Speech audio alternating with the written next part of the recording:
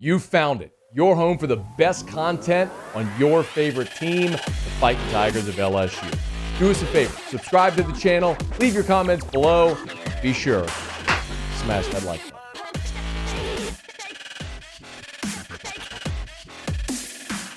Phenomenal day for LSU football. Miles Brennan back in the fold. They've solved their quarterback issue.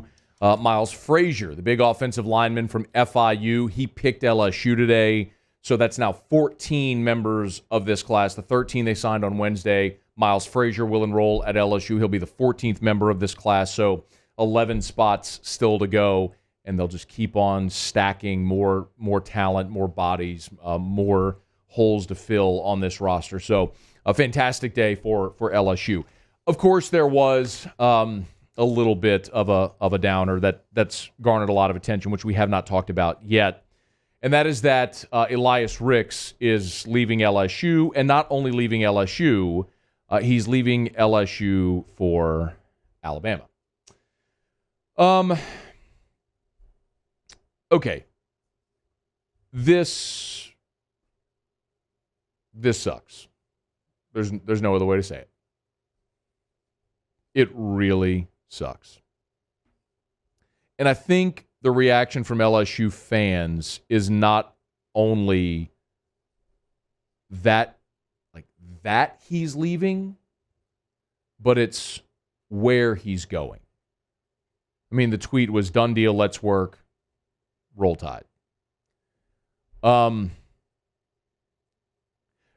disclosure, I did speak to Eli Ricks' mother, Shauna, yesterday. Just name a full disclosure. And she called me because back in October, when Elias chose to have the shoulder surgery, she called then and went on the record, if you recall. It's very different when you have an anonymous source as to the young man's mother speaking on the record. And she called me and said, this is not an opt-out. He's not transferring. It was after Kentucky. It was a shoulder injury that he had in high school, re-aggravated in 2020 during his freshman year. It kept him out of spring football last spring when a lot of rumors started circulating, and then it worsened, and they felt it got to the point where it affected his play, and that's why they chose to shut it down and have the surgery. And she was very adamant that it wasn't an opt-out, it wasn't a transfer, and then ultimately he did transfer.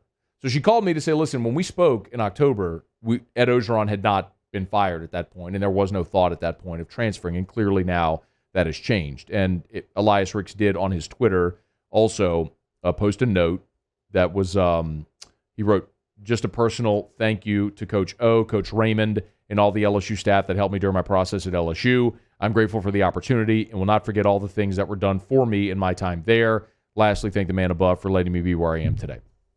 So part of me, I appreciate the honesty, the openness. It was she didn't have to call me, but it did look bad. I mean, when you go on the record and say you're not transferring, then you are. It does look bad. But what she told me was that also they were seeking stability, and a part of that makes sense. I'm not. Bear with me because I don't want you to roll your eyes because I am going to get to a deeper point here. I'm just conveying the conversation that we had, that they were seeking stability, which they didn't have in 2 years here, which is very true. If you can objectively take off the purple and gold glasses, zoom out to the 10,000-foot view, you can understand what it was like the last 2 years. It's the same thing that we're talking about why Max Johnson left. You look and go, why would a starter leave? Why would any starter leave any program? I mean, they have their own individual reasons to do so. Whether you agree with it, disagree, whatever, the point is you or I would be looking at it subjectively as a fan who wants what's best for your program, not the individual person, whereas this person is doing what's best for himself. And LSU has been a dumpster fire the last 2 years, from COVID to the racial injustice stuff last summer to firing Bo Pelini to a second defensive coordinator in as many years to now Corey Raymond leaving and Ed Ogeron being fired halfway through the season and opt-outs, and you get it. I mean, you all know what it's been like around here the past 2 years, so much so that LSU paid a man $17 million to go away forever. That's how bad it's been. And wanted to find stability. Is there any more stable program in college football than Alabama? It sucks that he's leaving LSU to go to Alabama and you have to play him. If he left LSU and went to USC or Ohio State, I don't think many people here would really deeply care. But because he's going to Alabama, it stings that much more. I believe that's part of the decision to go to Alabama. That's, let me underscore, part of the decision to go to Alabama. Another part of this is money. I will say this as bluntly as I can say it. Elias Ricks wanted NIL deals. Why wouldn't he? He's a 5-star, number 1 corner in the country, freshman All-American, and he had none here. He had no NIL deals. Derek Stingley got a lot of them. I think there was resentment there because of that. And he gonna get money at Alabama. Guaranteed. I mean, we all know, like, you're seeing stories, NIL stories pop up now. The $150K per lineman for the University of Texas.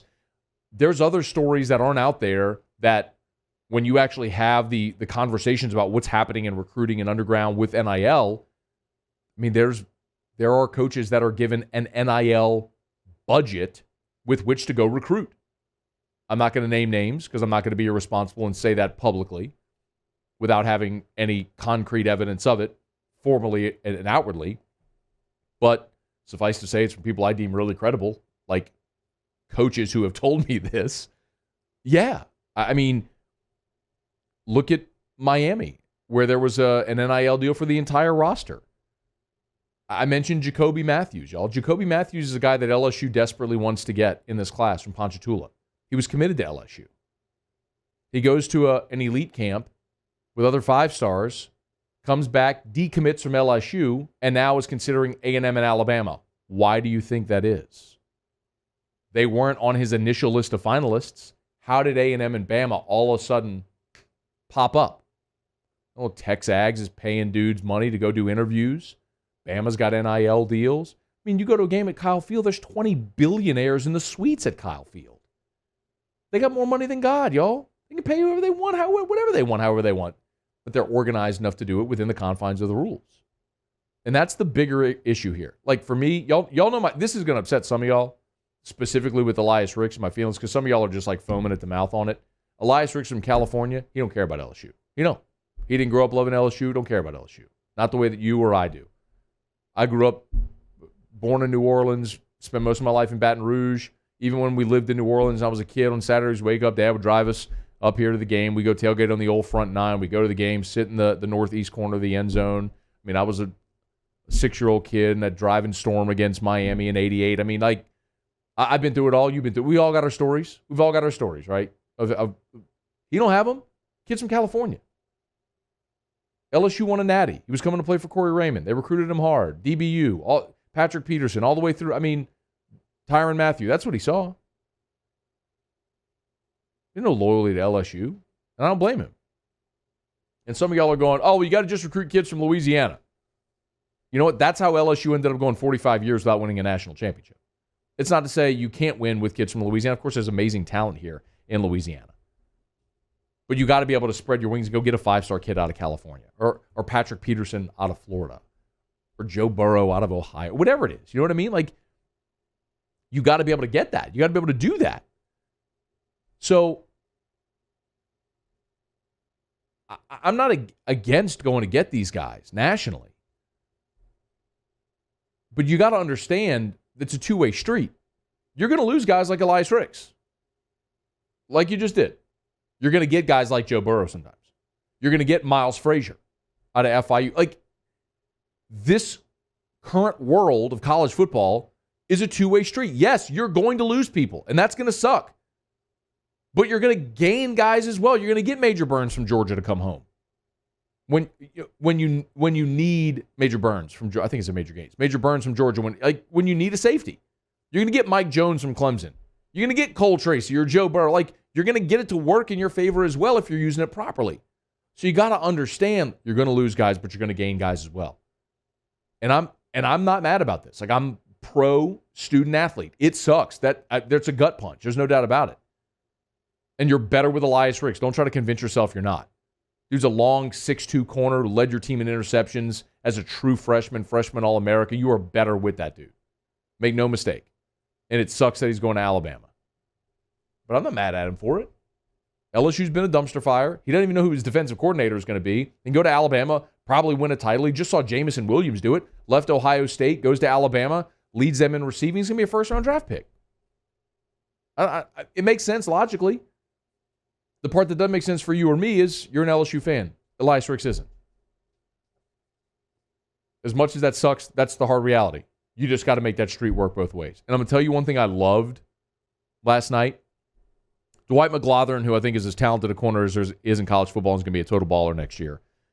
Dwight McGlothern quote tweeted Elias Ricks' done deal, let's work, roll tide tweet with another tweet that said, Dwight McGlothern said, we could have been superstars, with a crying emoji.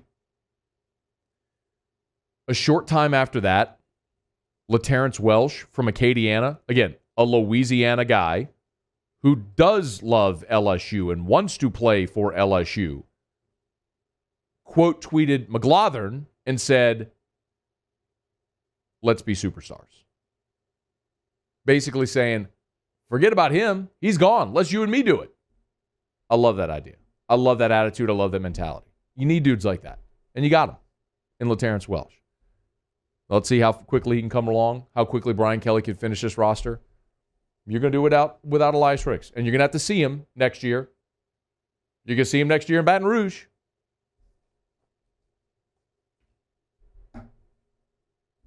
One out, get one in. It's the way it's going to roll. You can bemoan it. You can cry about the changing landscape of college football, how the fabric of the sport's being ruined. It's always been ruined, y'all. Kids have been getting paid forever. It's just happening above the table now. It's the only difference. The only difference. It's a billion-dollar business that was built on the backs of free labor, and the free labor is now saying, I ain't doing this for free no more. Okay. You made the bed, sleep in it. Make it work both ways. That's the challenge for Brian Kelly. It's a challenge for every coach in college football now. You're going to lose guys. Make sure you gain them as well. Hey, thanks so much for watching. Please leave your comments. I love to interact. And be sure to hit the red subscribe button below.